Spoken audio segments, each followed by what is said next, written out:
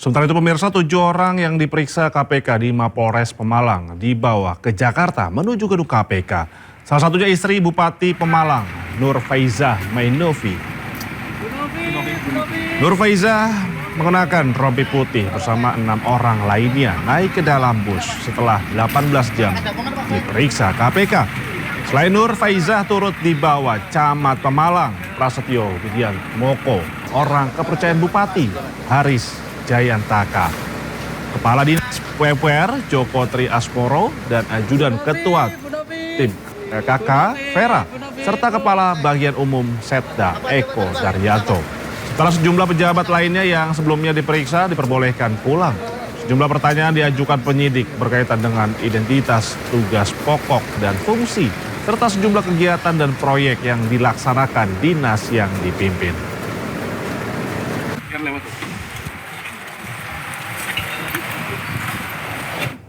Komisi Pemberantasan Korupsi kembali melakukan penanganan dugaan kasus korupsi di Kabupaten Pemalang. Kantor Dinas PUPR dan 2 unit rumah disegel. Petugas KPK menyegel kantor Dinas Pekerjaan Umum dan Penataan Ruang Kabupaten Pemalang. 2 rumah di Perumahan Mutiara Residence, Kelurahan Mulyoharjo juga disegel.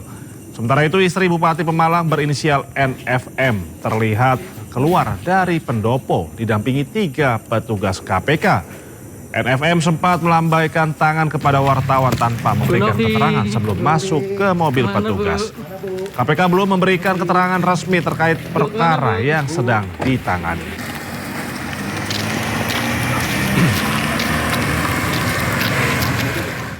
Kita ke informasi lainnya pemirsa, Badan Gizi Nasional tengah siapkan ekosistem digital yang memungkinkan masyarakat ikut memantau pelaksanaan program makan bergizi gratis. Kepala Badan Gizi Nasional Sudaryono mengatakan platform digital ditargetkan mulai dapat diakses publik, khususnya orang tua siswa pada pekan depan. Platform itu nantinya akan memberi akses informasi secara langsung mengenai menu makanan yang diterima peserta didik di sekolah. Melalui sistem tersebut, orang tua dapat mengetahui menu MBG yang disajikan setiap harinya, lengkap dengan informasi kandungan gizi. Selain itu, masyarakat juga dapat mengetahui lokasi dapur satuan pelayanan pemenuhan gizi yang menyiapkan makanan untuk sekolah.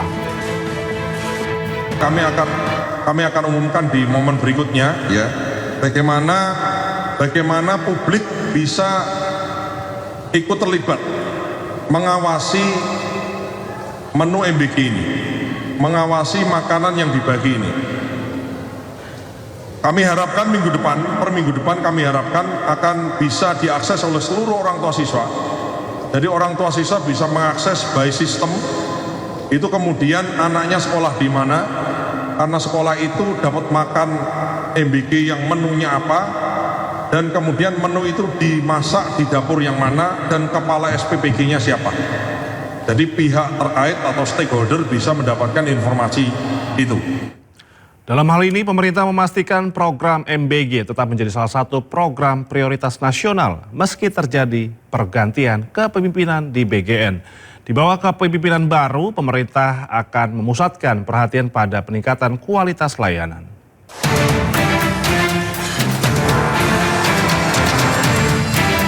Pemerintah memastikan program makan bergizi gratis atau MBG tetap menjadi salah satu program prioritas nasional meski terjadi pergantian kepemimpinan di Badan Gizi Nasional atau BGN.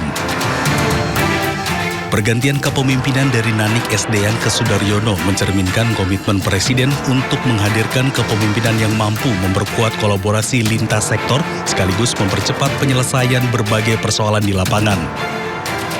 Kepala Badan Komunikasi Pemerintah Muhammad Kodari mengatakan di bawah kepemimpinan baru, pemerintah juga akan memusatkan perhatian pada peningkatan kualitas layanan, penguatan standar keamanan pangan, serta mempercepat tindak lanjut atas setiap laporan dan temuan dari masyarakat.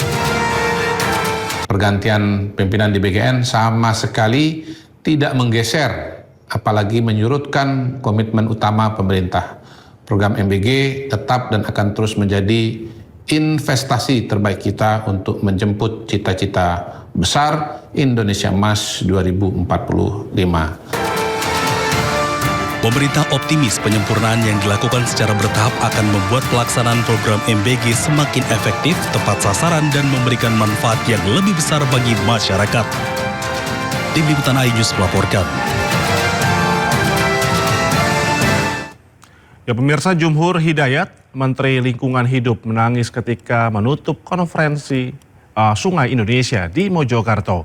Tangisan ini muncul saat membahas program makan bergizi gratis. Lapar dikasih makan Anda selesai, jangan dong, tidak boleh. Ya. Sekarang ada keinginan untuk memberi makan orang-orang yang begitu kronis, itu kan mulia. Kenapa kita marah-marah? Nah, bahwa orang-orang kelaparan kronis itu udah hancur banget, itu kayak udah stunting.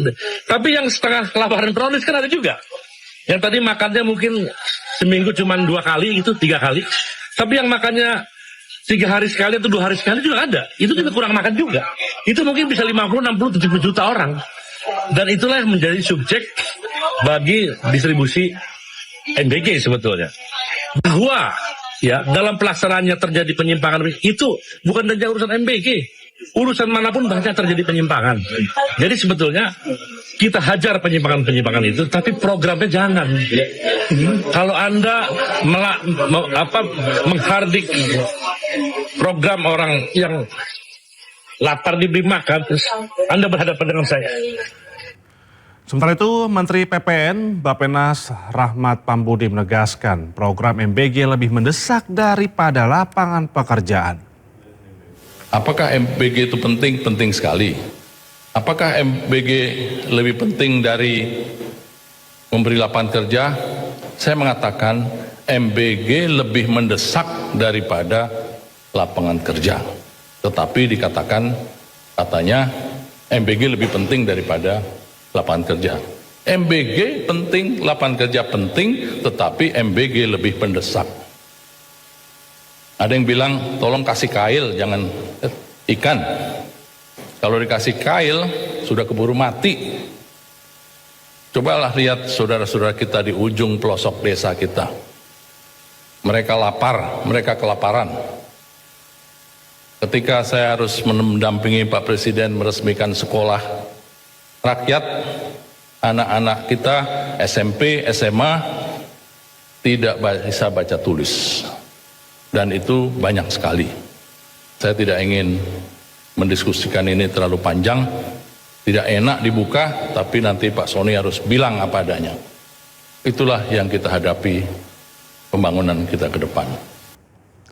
Informasi lainnya pemirsa, pada kesempatan Forum Bimbingan Teknis Anggota Legislatif Partai Perindo se-Indonesia di Jakarta, Partai Perindo memberikan beasiswa kepada 77 mahasiswa berprestasi untuk terus belajar mengejar mimpi. Beasiswa tersebut sebagai bukti nyata Partai Perindo pro terhadap pendidikan dan nantinya mandiri secara ekonomi. Selain dimanfaatkan untuk menyamakan suara para anggota legislatif se-Indonesia, BIMTEK Partai Perindo yang digelar di Jakarta juga memberikan beasiswa kepada mahasiswa berprestasi. Beasiswa diberikan langsung Ketua Umum Partai Perindo Angela Tanusudibyo kepada 77 mahasiswa untuk bisa menuntut ilmu di MNC University dan bisa menggapai mimpinya kelak menjadi pemimpin bangsa. Bahwa yang kita lakukan hari ini bukan sekedar memberikan beasiswa, tetapi beasiswa merupakan kesempatan untuk bisa merubah masa depan. Dan bahkan masa depan yang akhirnya membawa kita kepada kemandirian ekonomi. Nah, jadi pulanglah nanti selesai dari BIMTEK, gaungkan bahwa Partai Perindo, kita adalah partai yang pro ekonomi, pro masa depan, dan Partai Perindo adalah energi baru. Beasiswa kita adalah program kerjasama antara Partai Perindo dan MNC University yang menawarkan potongan atau dukungan biaya kuliah, persiapan kerja, serta pelatihan kewirausahaan bagi generasi muda. Tim Liputan iNews melaporkan.